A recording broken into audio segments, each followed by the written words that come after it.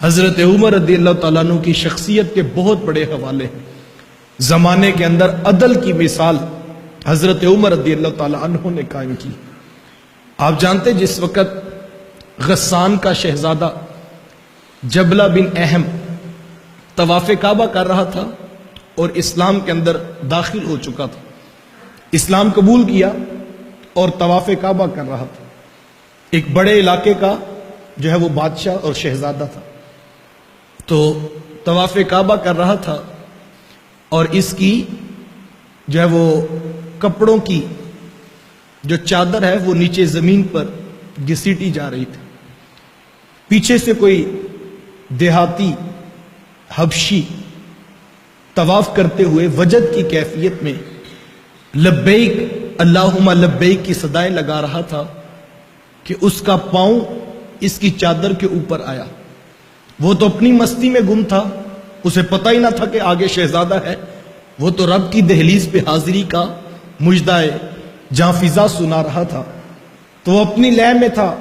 اس کے کپڑوں پر جب پاؤں آیا تو اس نے پلٹ کر دیکھا اور ایک حبشی سیاہ فام اور جو ہے وہ دیہاتی شخص تو ایک زوردار تھپڑ اس کے منہ پر مارا اور کہنے لگا کہ تیری یہ جرت کہ ایک شہزادے کے کپڑوں کے اوپر تو پاؤں رکھتا ہے۔ جب اس کو تھپڑ پڑا تو اس نے مقدمہ حضرت عمر رضی اللہ تعالیٰ عنہ کی عدالت میں کھڑا کر دی کہ عمر تیرے دور ہمایوں میں تیری حکومت کے اندر اللہ کے گھر کعبہ کے پاس ایک غریب کی غربت کی وجہ سے اسے تھپڑ مارا گیا۔ اب حضرت عمر نے دونوں کو اسی وقت کٹہرے میں کھڑا کر لی، اسے بتایا کہ صاحب اس کو راضی کرو ورنہ اور کوئی بات نہیں، جتنے زور کا تھپڑ تم نے مارا اتنے زور کا یہ بھی مارے گا۔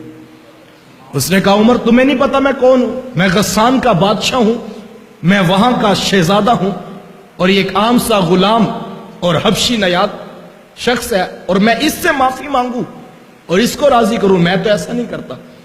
کہا دو ہی باتیں، یا اس کو راضی کرو یا پھر یہ بھی اتنے زور کا تھپڑ مارے گا۔ حضرت عمر اس سے نیچے والی کسی بات پر آنے کو تیار نہیں۔ جب اس نے دیکھا کہ عمر مان نہیں دے تو اس نے کہا کہ عمر مجھے ایک دن کی مہلت دے دو۔ حضرت عمر رضی اللہ تعالیٰ عنہ نے اسے مہلت دے دی۔ اب وہ شخص راتوں رات اسلام چھوڑ کر جو ہے وہ بھاگ گیا اور عیسائیت کو اس نے اختیار کر لیا۔ تو حضرت عمر رضی اللہ تعالیٰ عنہ اپنے عمل سے یہ بتا رہے تھے کہ یہ تو قبول کیا جا سکتا ہے کہ شہزادہ اسلام چھوڑ کے واپس چلا جائے، لیکن اسلام کا دیا ہوا مساوات کا درس نہیں چھوڑا جا سکتا۔ جس صف کے اندر قریشی سردار بیٹھ سکتا ہے اسی صف کے اندر حبشی غلام بھی بیٹھ سکتا ہے۔